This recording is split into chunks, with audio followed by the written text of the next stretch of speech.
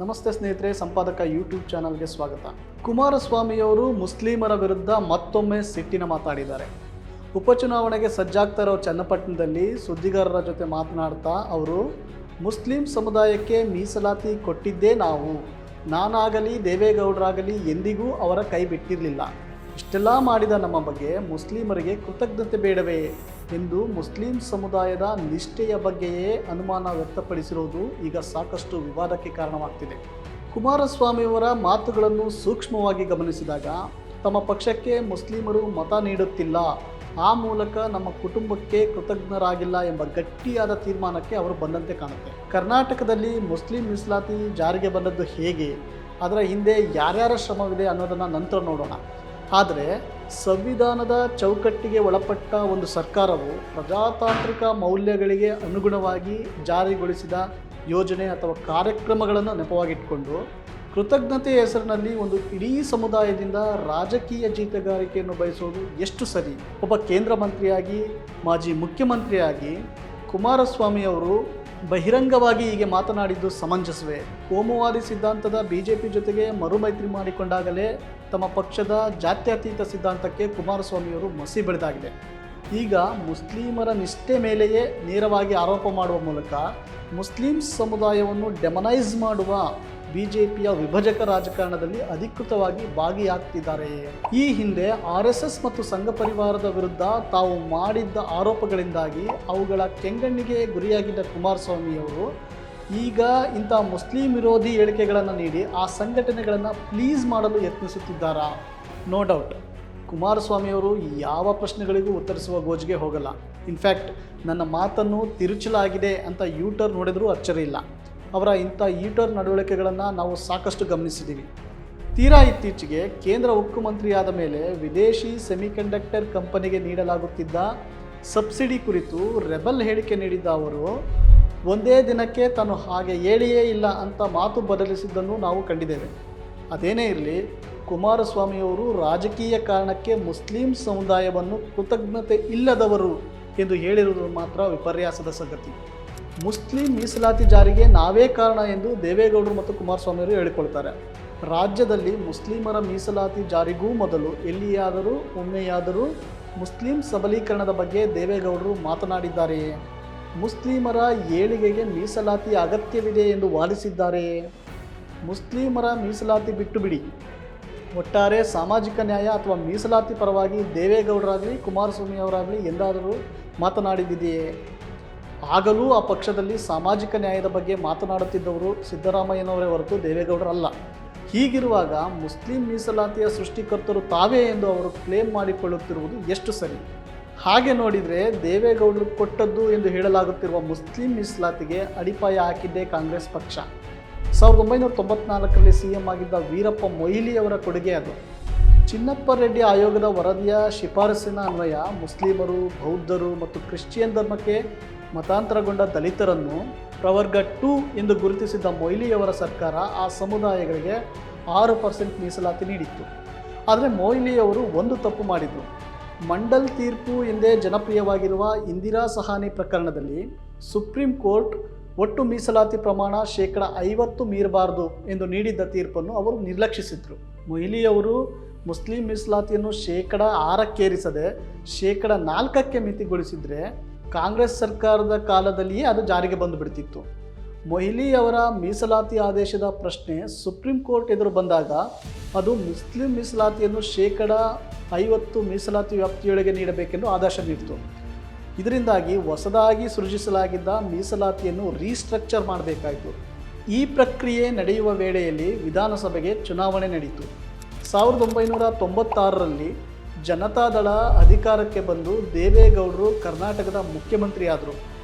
ಆಗ ಅವರು supreme court ಆದೇಶಕ್ಕೆ ಕಟ್ಟುಬಿದ್ದು ಮುಸ್ಲಿಮರಿಗೆ 2B ಕೆಟಗರಿಯನ್ನು ಸೃಷ್ಟಿಸಿ 4% ಮೀಸಲಾತಿ ನೀಡಿ ಆದೇಶ ಹೊರಡಿಸಿದರು. ಈ ಹಿನ್ನೆಲೆಯಲ್ಲಿ ಅನಿವಾರ್ಯವಾಗಿ ಮತ್ತು ಸಹಜವಾಗಿ ಜಾರಿಗೆ ತರಲಾದ ಈ ಮೀಸಲಾತಿಯನ್ನು ತಮ್ಮದೇ ಕೊಡುಗೆ ಎನ್ನುವಂತೆ ದೇವೇಗೌಡರು ಕಳೆದ 2 ದಶಕಗಳಿಂದ ಹೇಳಿಕೊಂಡು ಬರ್ತಾ ಇದ್ದಾರೆ. ಇನ್ಫ್ಯಾಕ್ಟ್ ಇತಿಹಾಸವನ್ನು ಇನ್ನಷ್ಟು ಕೆದಕಿ ನೋಡೋದಾದರೆ ಮುಸ್ಲಿಮರಿಗೆ ಮೀಸಲಾತಿ ಕಲ್ಪಿಸುವ ಆಯೋಗದ ವರದಿಯೊಂದಕ್ಕೆ ಸ್ವತಃ ದೇವೇಗೌಡರು ಅಡ್ಡಗಾಲು ಹಾಕಿ ಆ ವರದಿಯನ್ನೇ ರದ್ದು ಮಾಡಿಸಿದ್ದು ನಮ್ಮ ಗಮನಕ್ಕೆ ಬರುತ್ತೆ. ನಿಜ ಹೇಳಬೇಕು ಅಂದರೆ ಅವತ್ತು ದೇವೇಗೌಡರಿಗೆ ಮುಸ್ಲಿಮರಿಗೆ ಮೀಸಲಾತಿ ತಪ್ಪಿಸಬೇಕು ಅನ್ನೋ ಇರಾದೆ ಇತ್ತೋ ಇಲ್ವೋ ಗೊತ್ತಿಲ್ಲ. ಆದರೆ ತಮ್ಮ ರಾಜಕೀಯ ಅಸ್ತಿತ್ವ ಮತ್ತು ಸಮುದಾಯದ ಮೇಲಿನ ಹಿಡಿತಕ್ಕಾಗಿ ಅವರು ಸಂಘಟಿಸಿದ ಪ್ರತಿಭಟನೆಯಿಂದಾಗಿ 1984ರಲ್ಲೇ ಮುಸ್ಲಿಮರಿಗೆ ಸಿಗಬೇಕಿದ್ದ ಮೀಸಲಾತಿ ಒಂದು ದಶಕದ ಕಾಲ ಮುಸ್ಲಿಂ ಸಮುದಾಯವನ್ನು ವಂಚಿಸಿತು ಎನ್ನುವುದು ನಿಜ. ಹೌದು, ಇಲ್ಲಿ ಹೇಳ್ತಾ ಇರೋದು 1984ರ ಟಿ ವೆಂಕಟಸ್ವಾಮಿ ಆಯೋಗದ ಬಗ್ಗೆ. ಈ ಆಯೋಗದ ವೃತ್ತಾಂತವನ್ನು ಅರ್ಥ ಮಾಡಿಕೊಳ್ಳೋದಕ್ಕೂ ಮೊದಲು ಸ್ವಲ್ಪ ಹಿಂದಿನಿಂದ ಘಟನಾವಳಿಗಳನ್ನು ನೋಡೋಣ. ಕರ್ನಾಟಕದಲ್ಲಿ ಮುಸ್ಲಿಂ ಮೀಸಲಾತಿಗೆ ಶತಮಾನದಷ್ಟು ಚರಿತ್ರೆ ಇದೆ. ಕುಮಾರಸ್ವಾಮಿಯರು ಕ್ಲೇಮ್ ಮಾಡಿಕೊಳ್ಳುತ್ತಿರುವಂತೆ 1996ರಲ್ಲಿ ಅವರ ತಂದೆ ಕಾಲದಲ್ಲಿ ಮೊದಲ ಬಾರಿಗೆ ಮುಸ್ಲಿಮರಿಗೆ ಮೀಸಲಾತಿ ಸಿಕ್ಕಿದ್ದಲ್ಲ. 1874ರಲ್ಲೇ ಅಂದರೆ ಬ್ರಿಟಿಷ್ ಆಳ್ವಿಕೆಯ ಮೈಸೂರು ಸಂಸ್ಥಾನದ ಅವಧಿಯಲ್ಲೇ ಮುಸ್ಲಿಮರಿಗೆ ಮೀಸಲಾತಿ ಕಲ್ಪಿಸಲಾಗಿತ್ತು. ಅದಕ್ಕೂ 2 ವರ್ಷ ಹಿಂದೆ ಅಂದರೆ 1872ರಲ್ಲಿ ನಮ್ಮ ದೇಶದ ಮೊದಲ ಜನಗಣತಿ ನಡೆಯುತ್ತೆ. ಅದನ್ನು ವಿಶ್ಲೇಷಣೆ ಮಾಡಿದಾಗ ಪ್ರಮುಖ ಸರ್ಕಾರಿ ಹುದ್ದೆಗಳಲ್ಲಿ ಬ್ರಾಹ್ಮಣ ಸಮುದಾಯದವರ ಪಾರಮ್ಯ ಇರೋದು ಕಂಡುಬರುತ್ತೆ. ಆಗ ನೇಮಕಾತಿಯಲ್ಲಿ 2:8 ಮೀಸಲಾತಿಯನ್ನು ಜಾರಿಗೆ ತರಲಾಗುತ್ತೆ. ಅದರನ್ವಯ ಪ್ರತಿ 10 ಹುದ್ದೆಗಳ ನೇಮಕದಲ್ಲಿ ಮೊದಲ 2 ಹುದ್ದೆಗಳು ಬ್ರಾಹ್ಮಣರಿಗೆ ಮೀಸಲು, ಇನ್ನುಳಿದ 8 ಹುದ್ದೆಗಳು ಬ್ರಾಹ್ಮಣೇತರ ಹಿಂದೂಗಳು ಮತ್ತು ಅಹಮದೀಯರಿಗೆ ಮೀಸಲು ಎಂದು ನಿಯಮವನ್ನು ಬ್ರಿಟಿಷರು ಜಾರಿಗೆ ತಂದರು. ಅಂದರೆ ಶತಮಾನಗಳ ಹಿಂದೆಯೇ ಮುಸ್ಲಿಮರು ಹಿಂದುಳಿದ ಸಮುದಾಯ ಎಂದು ಪರಿಗಣಿಸಿ ಆ ಮೀಸಲಾತಿಯನ್ನು ಕಲ್ಪಿಸಲಾಗಿತ್ತು. ಆದರೆ ಈ ಮೀಸಲಾತಿ ಪೊಲೀಸ್ ನೇಮಕಾತಿಗಷ್ಟೇ ಸೀಮಿತವಾಗಿತ್ತು. ಒಟ್ಟಿನಲ್ಲಿ ಶತಮಾನದ ಹಿಂದೆಯೇ ಮುಸ್ಲಿಮರಿಗೆ ಮೀಸಲಾತಿ ಕಲ್ಪಿಸಿದ ಹೆಗ್ಗಳಿಕೆ ಮೈಸೂರು ಸಂಸ್ಥಾನ ಅಥವಾ ನಮ್ಮ ಕರ್ನಾಟಕದ್ದು ಎಂಬುದು. ಸ್ವಾತಂತ್ರ್ಯ ನಂತರದಲ್ಲಿ ಮುಸ್ಲಿಮರಿಗೆ ಮೀಸಲಾತಿ ಕಲ್ಪಿಸುವ ವಿಚಾರದಲ್ಲಿ ನ್ಯಾಯಾಲಯದಲ್ಲಿ ಸಾಕಷ್ಟು ವಾದ ವಿವಾದಗಳು ನಡೆದವು. ಆ ಕಾರಣಕ್ಕೆ ವಿವಿಧ ಆಯೋಗಗಳು ಶಿಫಾರಸು ಮಾಡಿದ್ದ ಮುಸ್ಲಿಂ ಮೀಸಲಾತಿ ಅನುಷ್ಠಾನಕ್ಕೆ ಬರಲಿಲ್ಲ. 1977ರಲ್ಲಿ ದೇವರಾಜು ಅರಸು ಅವರು ಮುಖ್ಯಮಂತ್ರಿಯಾಗಿದ್ದಾಗ LG ಹಾವನೂರು ಆಯೋಗವನ್ನು ರಚಿಸ್ತಾರೆ. ಬೇರೆ ಬೇರೆ ಜಾತಿಗಳ ಜೊತೆಗೆ ಮುಸ್ಲಿಂ ಸಮುದಾಯವನ್ನು ಹಿಂದುಳಿದ ವರ್ಗ ಎಂದು ಪರಿಗಣಿಸಿದ ಆ ಆಯೋಗ OBC ಮೀಸಲಾತಿ ಕಲ್ಪಿಸಿತು. ಆದರೆ ಇದನ್ನು ನ್ಯಾಯಾಲಯದಲ್ಲಿ ಪ್ರಶ್ನೆ ಮಾಡಲಾಯಿತು. ಹೈಕೋರ್ಟ್ ಆ ವರದಿಗೆ ಅನುಮೋದನೆ ನೀಡಿತಾದರೂ ಸುಪ್ರೀಂ ಕೋರ್ಟ್ ತಡೆ ನೀಡಿತು.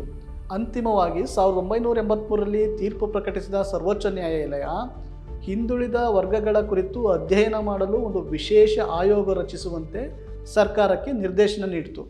ಆ ನಿರ್ದೇಶನದ ಆಧಾರದಲ್ಲಿ ಮುಖ್ಯಮಂತ್ರಿಯಾಗಿದ್ದ ರಾಮಕೃಷ್ಣ ಹೆಗಡೆಯವರು 1984ರಲ್ಲಿ ರಚಿಸಿದ್ದೇ ಈ ವೆಂಕಟಸ್ವಾಮಿ ಆಯೋಗ. ಆ ಆಯೋಗ ಎಲ್ಲ ಸಮುದಾಯಗಳ ಸಾಮಾಜಿಕ, ಶೈಕ್ಷಣಿಕ ಮತ್ತು ಆರ್ಥಿಕ ಸ್ಥಿತಿಗತಿಗಳನ್ನು ಅಧ್ಯಯನ ಮಾಡಿ ತನ್ನ ವರದಿ ಸಲ್ಲಿಸಿತು. ಆ ವರದಿಯಲ್ಲಿ ಕೂಡ ಮುಸ್ಲಿಂ ಸಮುದಾಯವನ್ನು ಹಿಂದುಳಿದ ಸಮುದಾಯವೆಂದು ಪರಿಗಣಿಸಿ ಅವರಿಗೆ ಮೀಸಲಾತಿ ಕಲ್ಪಿಸಿತ್ತು. ಅದರ ಜೊತೆಗೆ ಮೋಸ್ಟ್ ಇಂಟ್ರೆಸ್ಟಿಂಗ್ಲಿ ಒಕ್ಕಲಿಗರು ಮತ್ತು ಲಿಂಗಾಯತರ ಕೆಲವು ಪಂಗಡಗಳನ್ನು ಮುಂದುವರೆದ ಜಾತಿಗಳೆಂದು ಪರಿಗಣಿಸಿದ್ದ ಆಯೋಗವು ಅವರನ್ನು ಹಿಂದುಳಿದ ವರ್ಗದಿಂದ ಹೊರಗಿಟ್ಟಿತ್ತು. ಇದು ಸಾಕಷ್ಟು ಕಾಂಟ್ರವರ್ಸಿಗೆ ಕಾರಣವಾಯಿತು. ಇದರ ವಿರುದ್ಧ ಒಕ್ಕಲಿಗ ಮತ್ತು ಲಿಂಗಾಯತ ಸಮುದಾಯಗಳು ಬೃಹತ್ ಪ್ರತಿಭಟನೆ ನಡೆಸಿತ್ತು. ವೆಂಕಟಸ್ವಾಮಿ ಆಯೋಗದ ವರದಿಯನ್ನು ಸಂಪೂರ್ಣ ರದ್ದು ಮಾಡಬೇಕು ಅನ್ನೋದು ಪ್ರತಿಭಟನೆಯ ಒತ್ತಾಯ.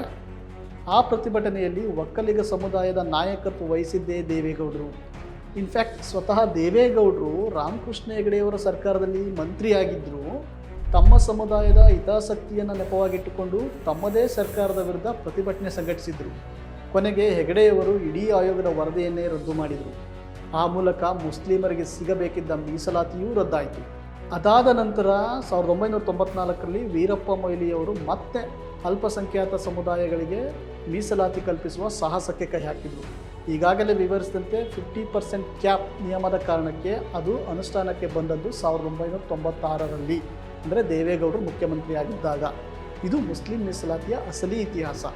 ಇಷ್ಟೆಲ್ಲ ನೈಜ ಸಂಗತಿಯನ್ನು ಮರೆಮಾಚಿ ಕುಮಾರಸ್ವಾಮಿಯವರು ಮೀಸಲಾತಿಯ ಕಾರಣಕ್ಕೆ ಮುಸ್ಲಿಮರು ತಮಗೆ ಕೃತಜ್ಞರಾಗಿರಬೇಕಿತ್ತು ಎಂದು ಹೇಳ್ತಾ ಇದ್ದಾರೆ. ಇಲ್ಲಿ ಕುಮಾರಸ್ವಾಮಿಯವ್ರನ್ನ ಕೇಳಲೇಬೇಕಾದ ಒಂದು ಪ್ರಶ್ನೆ ಹುಟ್ಟಿಕೊಳ್ಳುತ್ತೆ.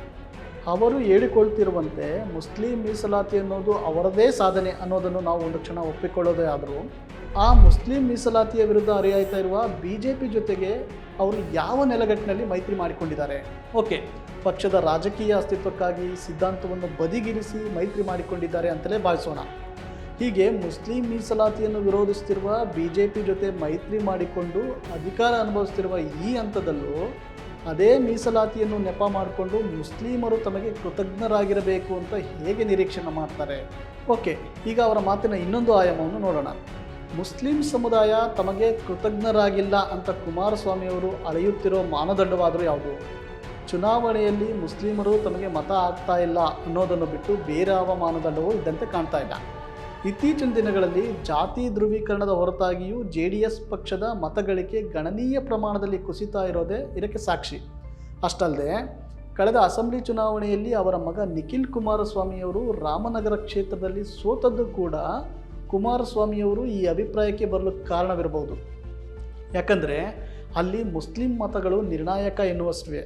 2023 ಚುನಾವಣೆಯಲ್ಲಿ JDSನ ನಿಖಿಲ್ ವಿರುದ್ಧ ಕಾಂಗ್ರೆಸ್ನ ಇಕ್ಬಾಲ್ ಹುಸೇನ್ ಗೆಲುವು ಸಾಧಿಸುವಲ್ಲಿ DK ಶಿವಕುಮಾರ್ ಅವರ ಪ್ರಭಾವದ ಜೊತೆಗೆ ಈ ಮುಸ್ಲಿಂ ಮತಗಳ ಕ್ರೋಢೀಕರಣ ಕೆಲಸ ಮಾಡಿದೆ ಅನ್ನೋದು ಕುಮಾರಸ್ವಾಮಿಯವರ ಲೆಕ್ಕಾಚಾರ ಇರಬಹುದು.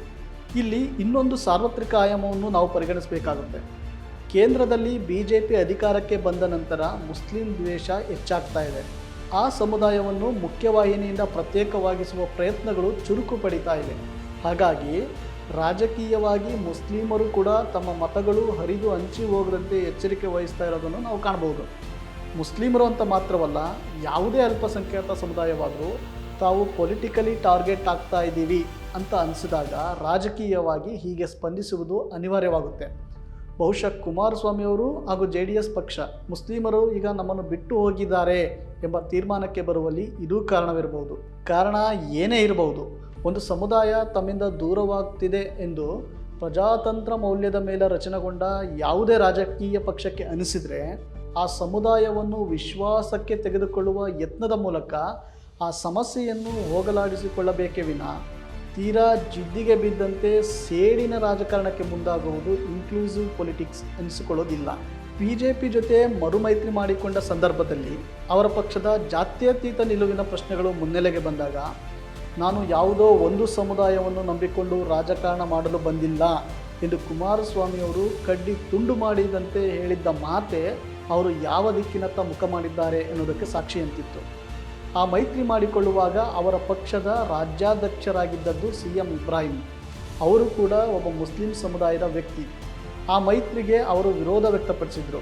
ಕೊನೆಗೆ ಅವರನ್ನು ಪಕ್ಷದಿಂದಲೇ ಉಚ್ಚಾಟನೆ ಮಾಡಿ ಕುಮಾರಸ್ವಾಮಿಯವರು ತಾವೇ ಸ್ವತಃ ರಾಜ್ಯಾಧ್ಯಕ್ಷರಾದರು. ತಮ್ಮ ಪಕ್ಷದ ಮುಸ್ಲಿಂ ಹಿನ್ನೆಲೆಯ ರಾಜ್ಯಾಧ್ಯಕ್ಷರನ್ನೇ ಪರಿಗಣನೆಗೆ ತೆಗೆದುಕೊಳ್ಳದ ಕುಮಾರಸ್ವಾಮಿಯವರ ಮೇಲೆ ಮುಸ್ಲಿಂ ಸಮುದಾಯ ಕೃತಜ್ಞತೆ ಭಾವ ಹೊಂದಲು ಹೇಗೆ ಸಾಧ್ಯ? ಬಹುಶಃ ಈ ಪ್ರಶ್ನೆಗೆ ಕುಮಾರಸ್ವಾಮಿಯವರ ಬಳಿಯೂ ಉತ್ತರವಿದ್ದಂತೆ ಕಾಣುತ್ತಿಲ್ಲ.